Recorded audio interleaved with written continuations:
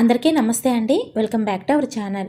మార్గశిర మాసంలో ఎంతో విశేషమైన ఆరుద్ర నక్షత్రం ఈ 2025 సంవత్సరంలో డిసెంబర్ 6వ తేదీన వచ్చిందా లేదా 7వ తేదీన వచ్చిందా? శివునికి ఈరోజు చేసే ప్రత్యేకమైన అభిషేకము పూజ ఏ సమయంలో చేయాలి? అలాగే ఈ రోజున ప్రత్యేకించి శివ పూజ చేయటం వలన కలిగే ఫలితాలు ఏమిటి? అలాగే ఆరుద్ర నక్షత్రం యొక్క విశిష్టత గురించి ఈరోజు వీడియోలో షేర్ చేయబోతున్నాను.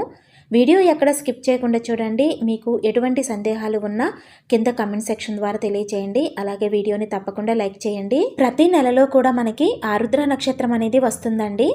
కానీ మార్గశిర మాసంలో వచ్చే ఆరుద్ర నక్షత్రం మాత్రం చాలా ప్రత్యేకమైనది. ఎందుకంటే మార్గశిర మాసం మృగశిర నక్షత్రం అమ్మవారి జన్మ నక్షత్రం అండి.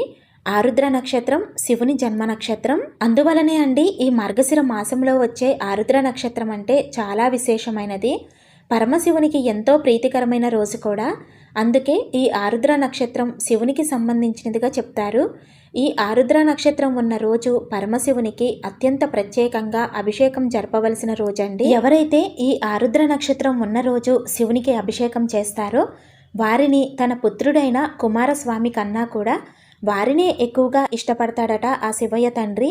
సాక్షాత్తు ఆ పరమశివుడే ఇచ్చినటువంటి వరమండి. కాబట్టి ఈ రోజున పరమశివునికి అభిషేకం చేసిన, స్వామివారిని దర్శించుకున్న, అలాగే ఈ రోజు స్వామివారికి చేసే ఏ చిన్న పూజ అయినా సరే మంచి ఫలితాన్ని అనేది ఇస్తుంది. మనం మహాశివరాత్రి రోజున, మాస శివరాత్రి రోజున, అలాగే కార్తీక మాసం ప్రతి సోమవారం, అదేవిధంగా కార్తీక మాసం నెల రోజులు కూడా పరమశివునికి అభిషేకాలు చేసి పూజలు చేసుకుంటూ ఉంటాం కదండి.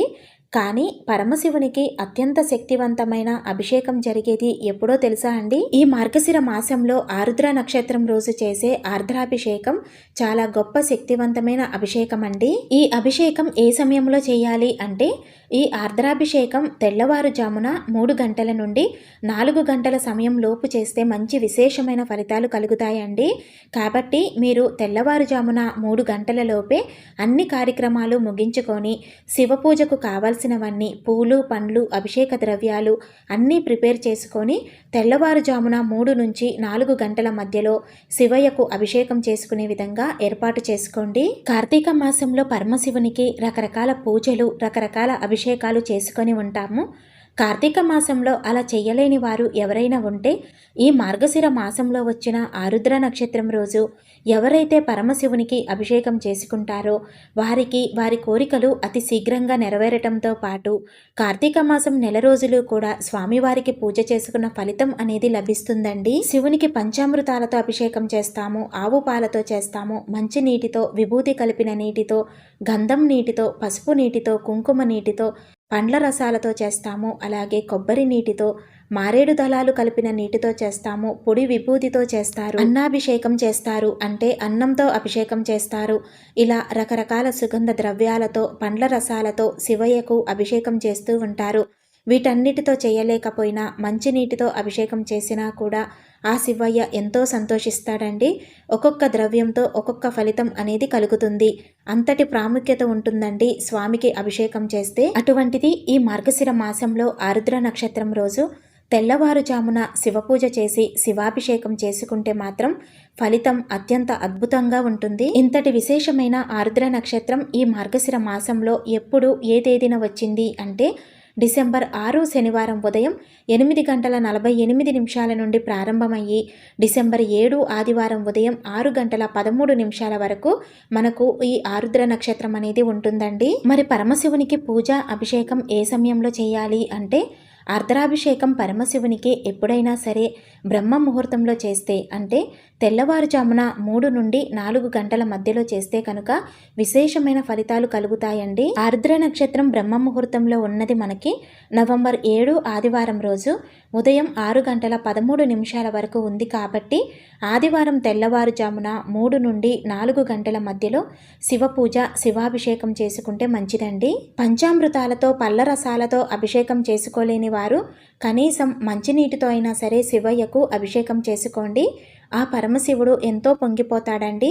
బోలాశంకరుడు కదండి ఆ శివయ్య. మనం చేసే ఏ చిన్న పూజకైనా, ఏ చిన్న అభిషేకానికైనా ఎంతో పొంగిపోయి మనకు మంచి మంచి ఫలితాలను కలగచేస్తారు. కాబట్టి తప్పకుండా ఈ మార్గశిర మాసంలో వస్తున్న ఆరుద్ర నక్షత్రం రోజు శివయ్యను మీరందరూ కూడా మీ శక్తి కొలది పూజించి అభిషేకం చేసుకోండి. శివయ్యకు పూజ చేసుకొని శివ అష్టోత్తరము, లింగాష్టకము, బిల్వాష్టకము ఇలాంటివన్నీ చదువుకోండి. ఇవేమీ చదవటం రాకపోయినా సరే ఒక 108 సార్లు మీరు ఓం నమః శివాయ అనే పంచాక్షరి మంత్రాన్ని జపిస్తూ ఆ స్వామిని చూస్తూ కూర్చున్నా చాలండి. ఆ శివయ్య కరుణా కటాక్షాలు ఎల్లవేళలా మనపై ఉంటాయి. అవకాశం ఉన్నవారు శివాలయం వెళ్ళి ఆ పరమశివుని దర్శనం చేసుకోండి, చాలా మంచిది. చూశారు కదండి ఇవాల్టి వీడియో. ఈ వీడియో కనుక మీకు నచ్చినట్లయితే లైక్ చేయండి, మరికొంతమందికి షేర్ చేయండి. మీరు లైక్ చేయటం వలన, షేర్ చేయటం వలన ఈ వీడియో తెలియని మరికొంతమందికి చేరుతుందండి. వారు కూడా ఈ ఆరుద్ర నక్షత్రం రోజు శివయ్యను పూజించి ఆ పరమశివుని అనుగ్రహాన్ని పొందుతారండి. అదేవిధంగా ఇలాంటి మరిన్ని వీడియోస్ కోసం మన ఛానల్ని సబ్స్క్రైబ్ చేసుకొని సపోర్ట్ చేస్తారని ఆశిస్తున్నాను. శ్రీమాత్రే నమః.